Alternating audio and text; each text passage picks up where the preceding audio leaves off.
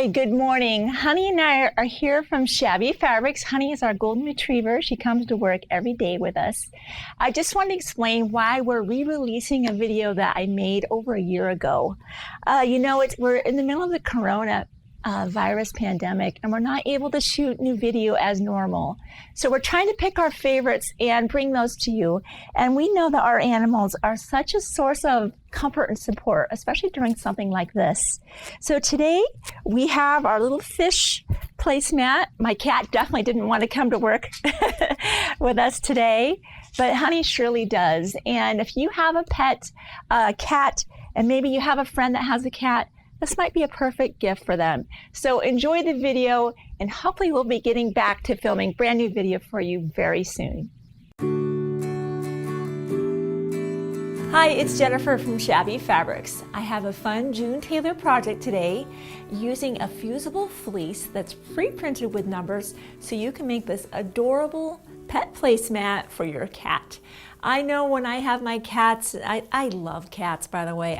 I wanted to have a cat on set with me today, but I figured they'd wander around and you'd be more focused on the cat and not know what I was doing here. So just know, if you're a cat lover like I am, this is just a fun project. And if you have someone that loves cats, what a great gift this would be. This was so much fun to put together and so easy using June Tailor's product, because when you get your kit, when you open up the package, you'll have a piece of pre-printed, numbered, fusible fleece. What I love about that fusible portion is it's going to automatically adhere to the back of my little pet placemat with steam, or with actually heat. So I don't have to use a spray based, which I would have to do with a batting. So your kit will look like this, and you're going to be ironing that to whatever backing fabric you're choosing. We have this cute little kitty fabric. This is available as a kit.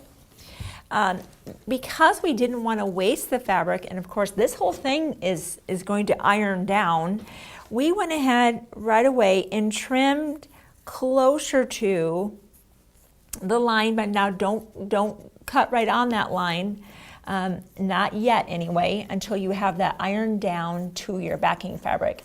Now the scissors I'm using right here are the Clover Bordeaux 200. This is a 7 3/4 inch scissor. I love this. It's great for left and right-handed, which is very unique. Most scissors are uniquely designed for either right-handed people or left-handed people, and Clover has some of the most innovative notions. They're designed and manufactured in Japan with just some of the smartest people who've really thought through all the things that are important to you and I as crafters, sewers, and quilters. And they really set their products apart that way, because they do think through, hey, you know what, there are people out there left-handed. My husband's left-handed, so he very much appreciates products that are considered for the fact that he is left-handed. So once you have that roughly cut out, you'll iron that to whatever you want to have for your backing fabric. Now we again chose this little kitty fabric. It is directional, so if you're using directional fabric, just be aware of that. If you decide that this is the orientation you want, with the tail to the left and the head of the fish to the this to the left and that to the right, you want to orient all your fabrics that way and also have the backing that way. So just wanted to call your attention to that if you happen to be using your own fabric and you wanted to be using directional fabric. So you iron that to your backing fabric, and then you would go ahead and cut out on the drawn line, and that's what we've done ahead of time. And now we can just jump into laying these pieces out. So if you've never used a June Tailor product before, everything is numbered, so it's telling you the order in which you'll place the pieces. Piece number 1, which I believe is our kitty fabric here, we'll just lay that right inside there.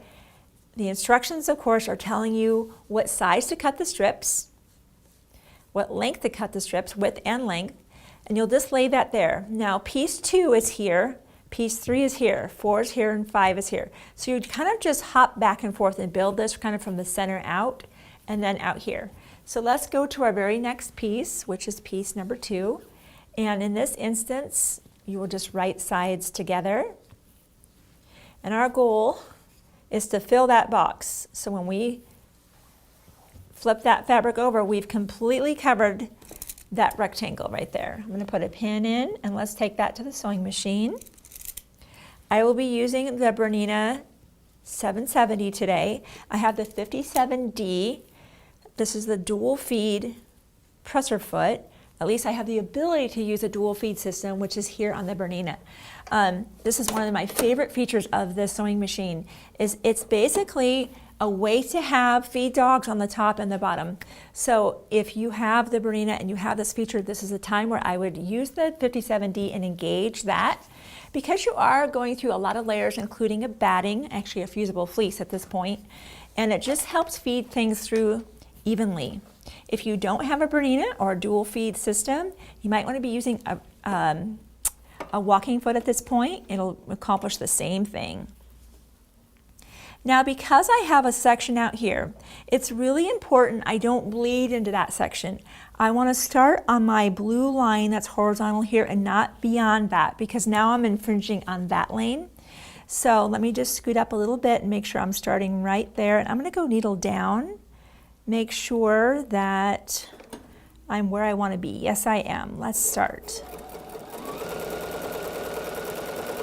Similarly, I'm going to make sure I stop at this blue horizontal line and I don't go beyond that. Let's do that. Now, one of the things about when you iron a fusible fleece or a batting multiple times, sometimes it can shrink. For that reason, instead of using an iron, I'm going to use the Clover roll and press. So with the roll and press, I can get that seam nice and flat without heat. So I'm going to go ahead and do that. Now your next piece is here, and it's the same process. You'll just, yep, it's absolutely there, right sides together, so your 1/4 inch and flip, roll and press, and you'll continue laying your pieces out.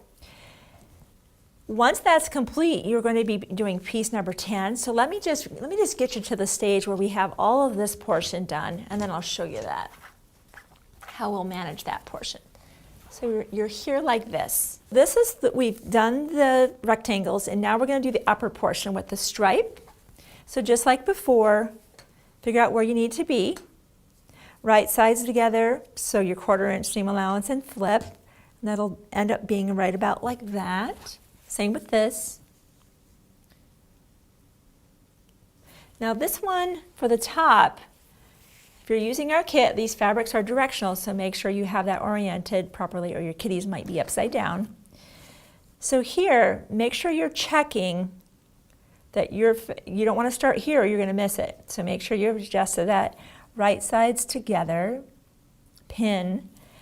You'll start sewing here, and where it just kind of drops off, that's that little scoop. Stop sewing and then pick it back up and sew there, and of course you'll be doing the same thing down here. And I've done that ahead of time, so let me bring that out and show it to you. So here's what this looks like right now, and of course we want our fish shape. So in order to see that, we're going to flip our project over, and we have that silhouette of the fish. And this is where I love to bring out my Clover scissors. But you know what? Before I actually do that, I want to press out my seams even further. So they're good and flat all the way. I haven't used the iron until now, but now that everything is sewn down, I don't need to worry about any level distorting the fusible fleece. Let me bring that over. I love this Clover wedge iron because it's just so little, and sometimes I like a bigger iron, but for smaller projects, especially when I'm doing some applique, I love this. It's hot, really hot. Gets everything good and flat, and there's a flat sole on the bottom. It doesn't have those little steam, so I don't have the little depressions that I sometimes get with irons that have those holes for the steam to come out. Okay, so as I was saying, we're going to use the silhouette of our fish, and we're just going to go ahead and trim around so that this excess fabric is gone. And then, as you would expect, Let's look at that. Look how cute this is. And you'll just continue to trim around your entire shape using a good pair of scissors like the Clover's here, and then you'll simply do a binding. Now, if you're not sure how to do binding, at the very end of this video will be the magic binding video. It's a technique that Tammy showed me. I love it, where you really can't really almost see where your binding begins and ends. So be sure to watch that if you're not sure how to complete your binding. And I hope you enjoyed learning how to make the pet placemat using the June Tailor pre-printed fusible fleece.